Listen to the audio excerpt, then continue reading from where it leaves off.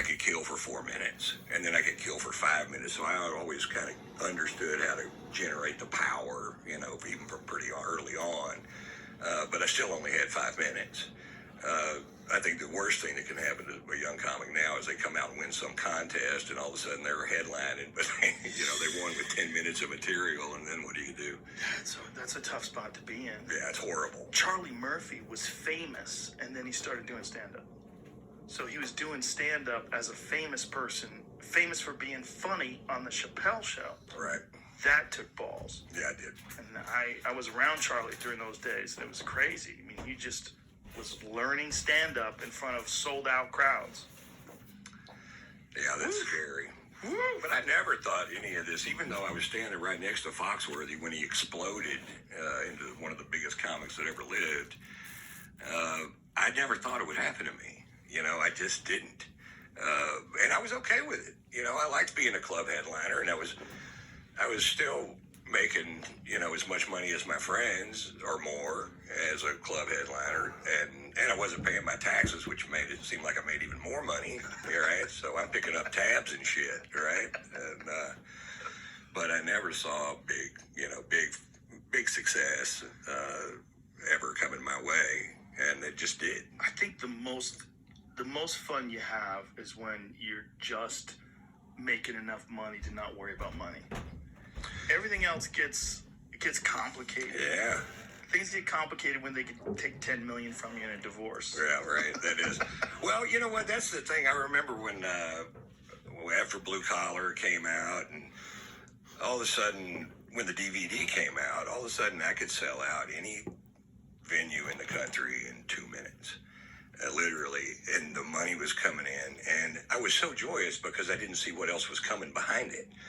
Right? I just saw, all of a sudden, I'm making money hand over fist, and I'd wake up in the morning glad to be me, I would wake up going, yeah, this is great. I could go online and look, I'm a millionaire. Look at this, I'm a millionaire. This is the most fantastic thing ever. But I didn't see what was coming, just as far as all the, I'm basically an idiot, or I'm a fool in his money, and you don't want to walk away from that without a big pile of it. And and I'm kind of getting to a place in my life where now I'm like, all right, I'm okay. I still got it. I still have the finances to retire comfortably, and my girlfriend lives on the main channel over on Oxnard at the marina, and we were talking about getting a boat. So I called my friend, who's an offshore boat racer and a billionaire, and I said, I just want, he knows a lot about boats. He'd maybe give us some direction on what kind of boat would be great. And so he started asking me right away on the phone call. He said, how's the career going, man? What's going on in your life? I said, it's over, man. I don't have any dates. I have nothing on the books. I don't know when it's coming back.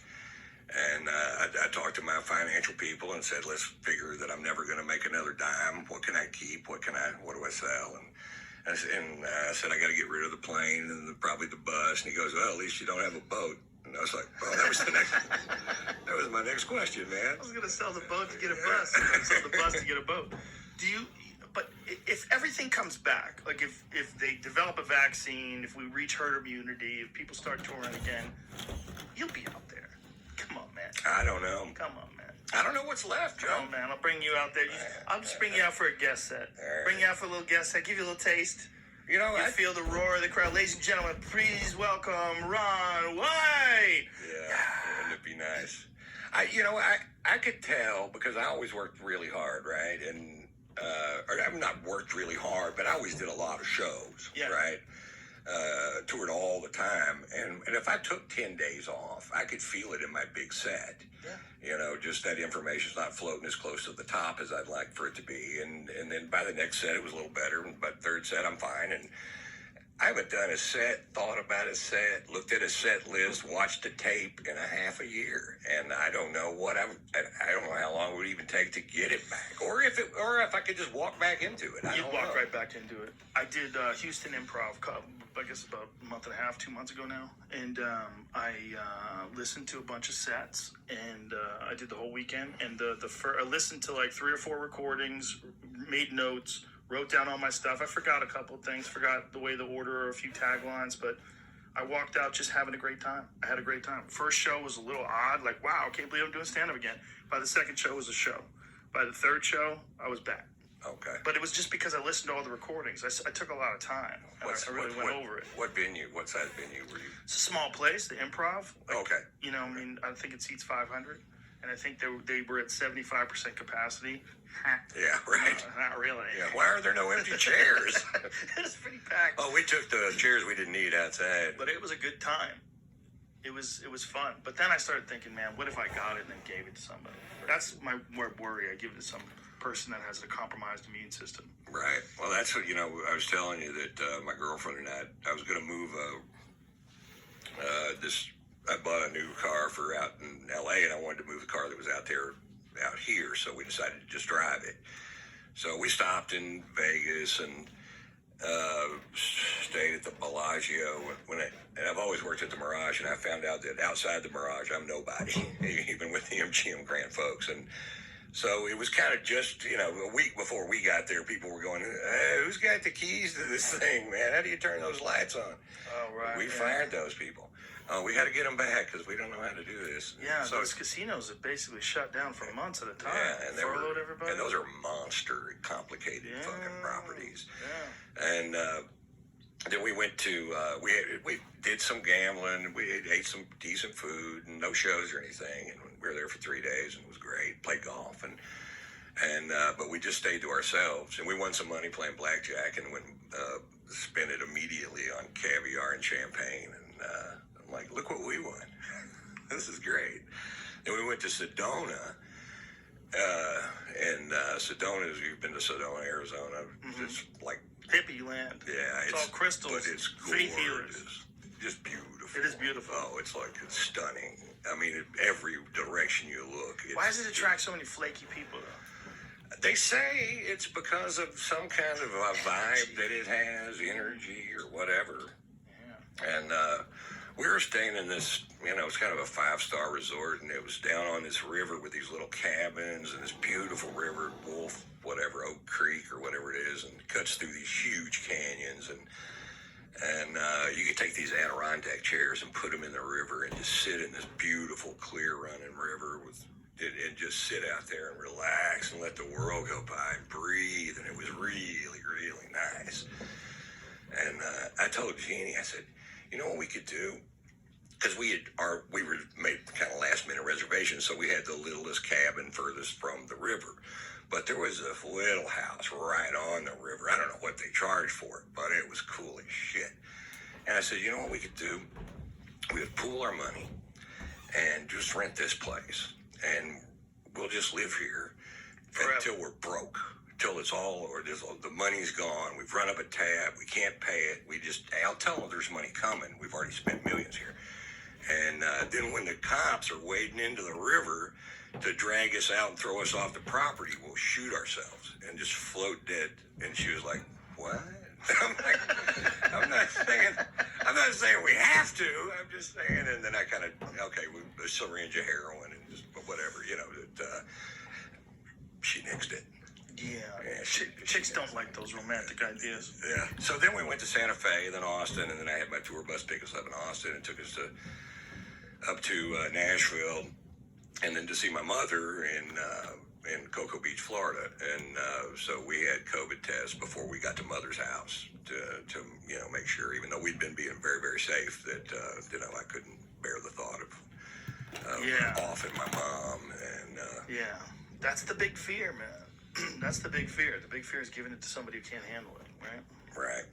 It's a weird one, man. I mean, this society has changed in such a radical way over the last 6 months. It's almost like I know someone who actually did get hit by a car right before George Floyd died.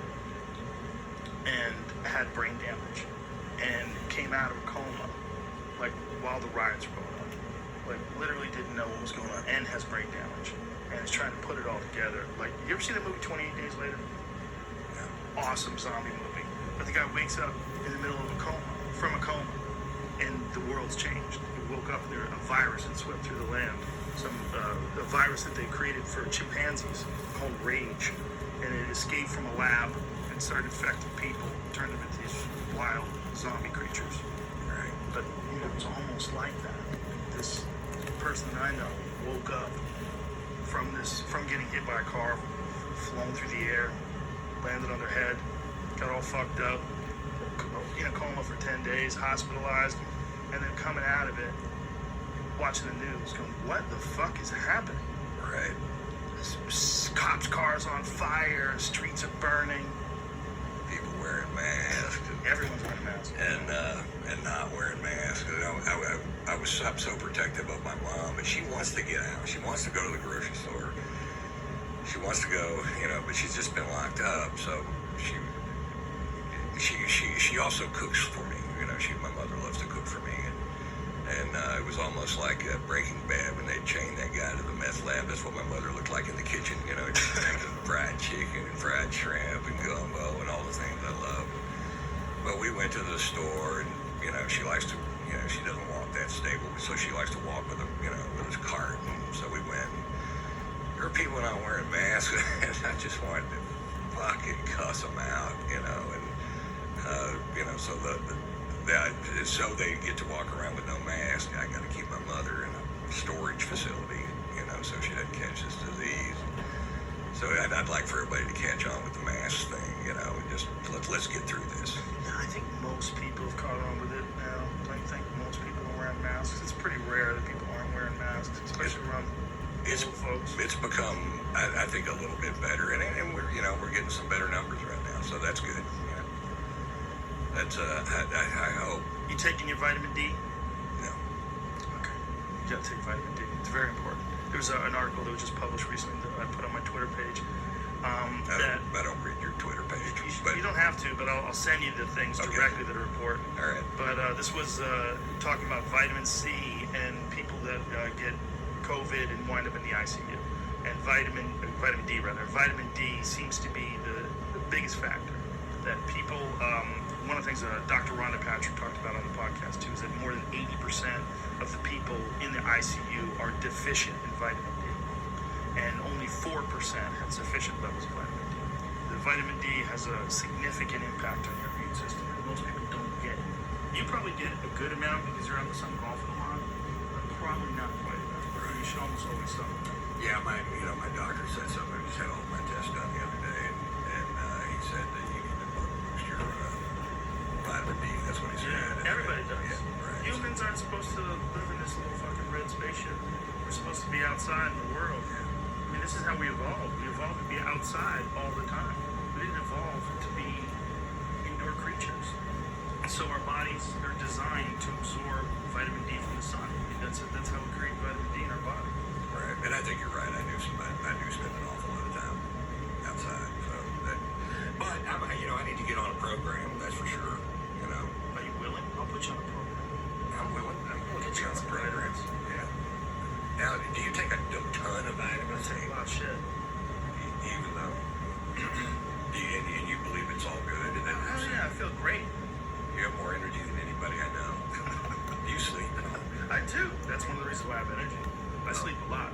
A little amount of sleep for me is 6 hours. That's a little amount. That's like I gotta catch up. A good night, I'm sleeping 8, maybe even 9. Yeah, I sleep. I sleep good.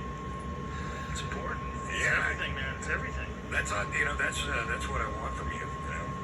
I'd love to have Joe Rogan energy instead of Ron White energy, which is let's take a nap. That's the tequila, son. Oh no, that's salvation. That's Pour some of that salvation. all right. Crack it open. I was gonna make this deal that for sure I didn't drink for the first hour. I think we're about 40 minutes. Okay, that's close. Yeah. Close? 30 minutes? Because when 28? You made yourself a deal that's hilarious.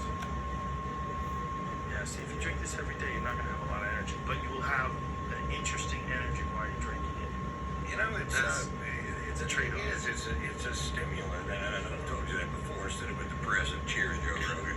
Brother. Congratulations to both of us for everything. For everything.